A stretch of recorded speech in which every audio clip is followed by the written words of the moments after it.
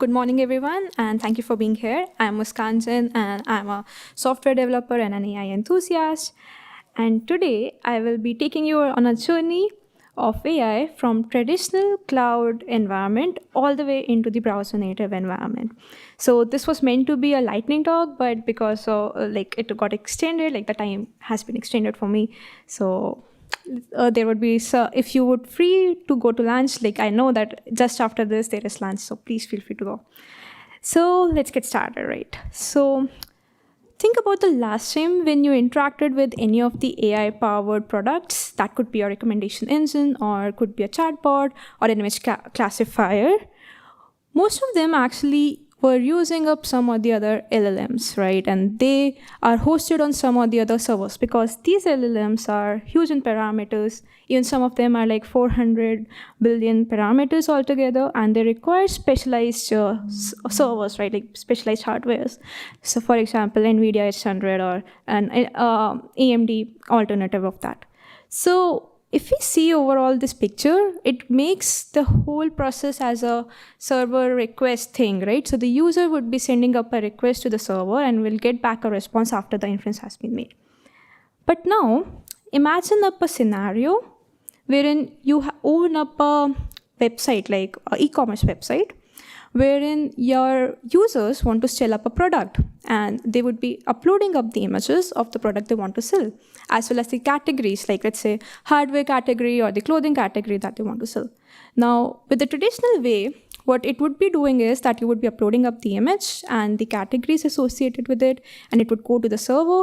It would be a validation, let's say an LLM or any of the models that would be running up to validate if the categories matches with the image that you just uploaded. But what if I could embed a lightweight AI classifier into my browser itself so that the user doesn't have to wait for the response if the validation fails altogether, in which the user just upload the image, right? And they get an instant feedback from the lightweight AI model which is running in the browser of the inference, like if the validation passes or fails. Now, this would be a smarter, cheaper, and faster, and might be a private way of doing it, because let's say the user by chance uploaded up a wrong image altogether, and they just send it, it hit to the server, and then it's like their private data could actually go to your server if you're not saving it altogether. But let's say if you're saving, and then the data went all together in the server. And in this scenario, because the AI model would still be in the browser, so it would just validate in the browser and the data would not be sent to the server, so the user's privacy is maintained.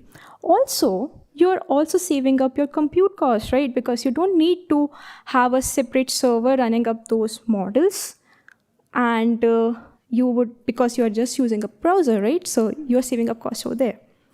So now this is why on-device AI matters. First thing is the latency, right? Because the cloud calls are slow, and in these scenarios, when you're running up the models inside your browser, it would be like a real-time interaction. Second is the privacy. As an example, I just talked about, the data could remain in the device itself. So what happens is, like, just think about the applications in the medical sector, right? Wherein you don't need to send up your data altogether to some other external base. It would still save in your browser and in your devices. And third is the cost and accessibility. So if this is a lightweight model, then you don't have to spend up money on GPU rentals or servers. You can deploy any of your AI apps as a static hosting, as well as anyone can access this AI technologies just with their browsers. Now, but this question actually comes up, right? Like, you just said that, okay, they requires specialized hardwares like GPUs to run the 400 billion LLM, right? Then can my browser actually run this huge model? The answer is no, honestly, right?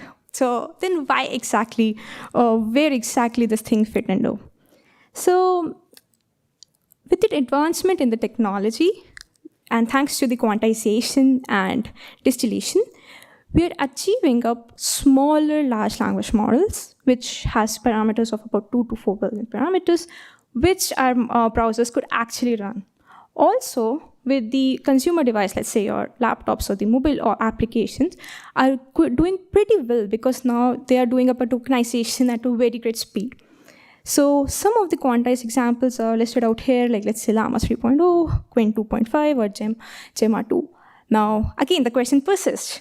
Why we still require a 400 billion parameter model when the task is just a translation task? We don't.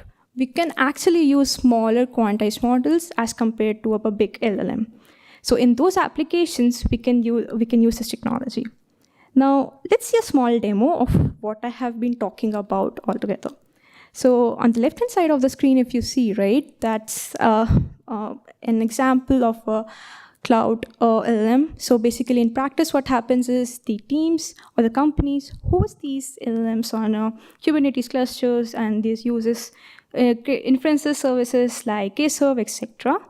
Now, this kind of setup actually requires you to maintain API integrations. How many of you actually have that? Like, have you ever tried with those things?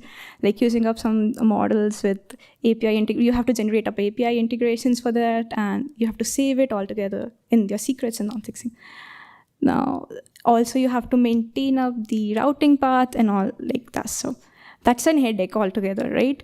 Now, on the right-hand side of the browser, if you see, I am using up a WebLLM, which requires just one loading time, which means like once the model is being loaded, it would just stay in my browser as a cached system. Now, it would be using up, it does not uses any of the integrations like the API integrations or routing because it's just native.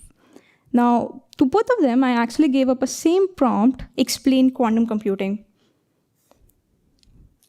Right. Now, if you see, right, on the left-hand side, it actually made a lot of calls to just get up an inference. On the other side of it, it does not make any of the calls, and still we have managed to get up a response. Right. Now, let's take this demo even one step ahead.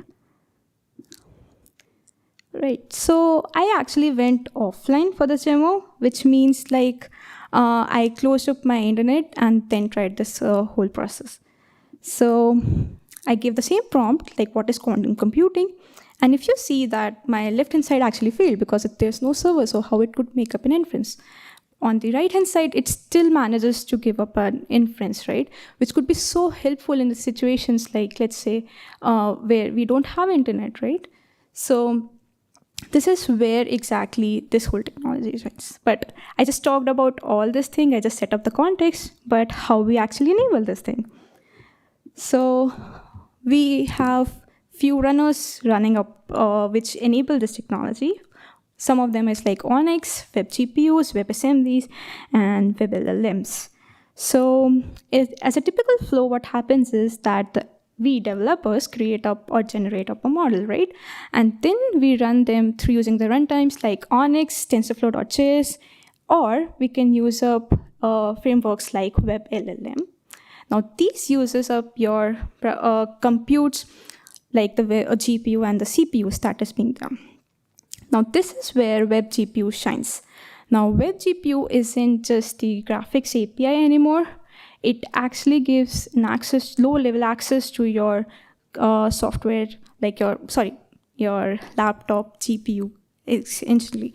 Now, what helps in is like the complex part of your model, let's say the matrix multiplication stuff, or let's say the transformer block attention that we have, those all things could actually use up with the help of WebGPUs, could use up your device GPU supports, and then it could run it down.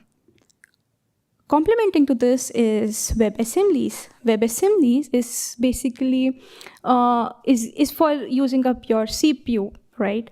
So it is used to actually, it's a framework which compiles like highly optimized C++ or Rust ML kernels and run them inside your browser.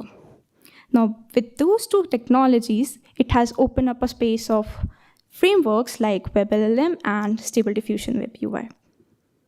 Now, I'll go through one of the flow in detail, like what exactly happens. So first of all, the model that is being there, it was being trained in PyTorch or TensorFlow. Now, these are being exported to ONNX formats. Now, the ONNX format is further optimized through quantization and pruning. through quantization and pruning, you're reducing up the size of your models, as well as without like a lot of change in the accuracy of the model. Now, these are then converted into formats, which is the WebGPU format or the WebAssembly formats. Now, whenever the browser in which like you have embedded, like the website where you have embedded your model is being loaded on your browser, it loads up these optimized versions, like the formats, the WebGPU format or the WebAssembly formats into it. Now, what happens is that WebAssembly would be taking care of the CPU-bound parts of your model, and WebGPU would be taking care of the heavy-duty things, like let's say the transformer attention, and they would be communicating with each other, so they would be exchanging up the data via WebGPU API, so that we can get up the faster inferences. And once the inferences has been received, we directly render them on the web. So now, here comes another interesting framework, which is WebLLMs. Now, it's a web-native library that runs large language models directly in your browser. Now, it also uses WebGPUs and WebAssemblies, like it based on like what your device supports. Now, it helps in better compilation, quantization, and the runtime optimizations. Using up the, like, it has its own way of doing all this stuff through demand loading, operator fusion, and graphic level optimizations. Now, while I talked about ONNX runtime, and I'm talking about WebLLM, so what's the difference between the two?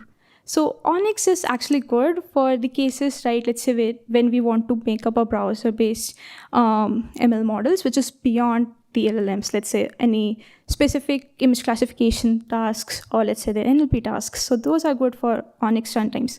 But now, let's say if I just focus specifically on the large language models, it's where WebLLM shines. So enough of talking, let's go to some cool demos that I have for you today. So,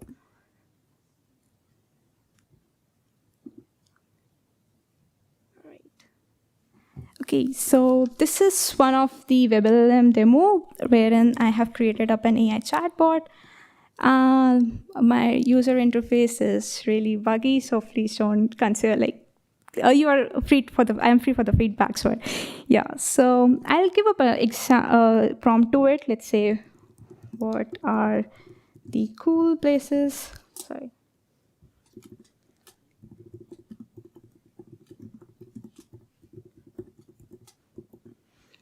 Just wanted to explore like Amsterdam if you're here.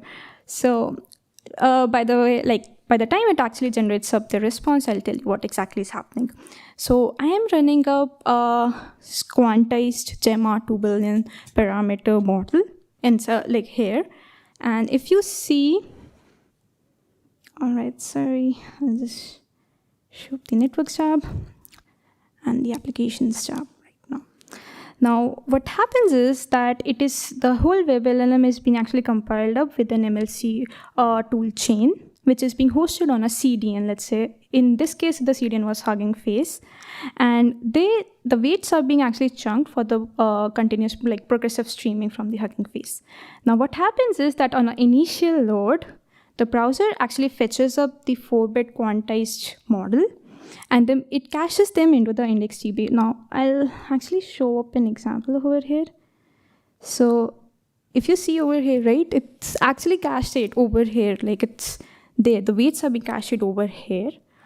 Meanwhile, the MLC runtime would initialize your web GPUs and web assemblies to take care of the inferences that is being generated. Now, when I send this prompt, like what is the cool places in Amsterdam, what happens is that transformer block is executed in the browser via web GPUs, and then it generates up an inference which I'm showing right here. Now, how this exactly is happening is that the web GPU compute sharders are actually working behind the scenes to generate up these inferences. Now, let's take another example of RAG right now, wherein I am just actually sending up I am just pasting up the schedule of what we have today, right? And I'll be asking up a question like, when is the keynote? So RAGs is retrieval augment generation, which enables you to attach your knowledge base directly to the powers of the LLMs, and this would be helpful for in the case in scenarios wherein the user doesn't have that as a public data set, right? Like it's like your models are not trained on that specific information. It's like you are attaching up your knowledge base into it. So I'll embed it first, and then I'll ask this question. Right. Okay, so it actually gives me a time, and let's see if what was the keynote time over here. Okay, so it is actually able to detect one of the keynotes that is being here, right? So it's also actually using up the two models, one for the embedded side and the another one for the generator side. Now, I talked about this stuff, and every technology comes up with some of the fallbacks, and one of them I actually talked about earlier also, that you still cannot run a very huge parameter model in browser yet. So it's so that's one of the things. You are still constrained for a 2 or 4 billion parameter model to run it. Now, the sandboxing thing in the browser also adds up to the overhead, and third is like this is very specific to the browser. So let's say the Chrome would be having up a very good support for the web GPUs to run, which might not be there for Safari, let's say. But the opportunities are huge, right? Like let's say if suppose we want to maintain up applications, like we want to create up an application which is purely focused on privacy, then this could be a very good use case. And also, like we are not saving up the API tokens or something, so that also democratize the AI. And yeah, it would be very helpful for the students who want to learn about it. So these are some of the key resources that you can refer to. And thank you. I'm open for the questions.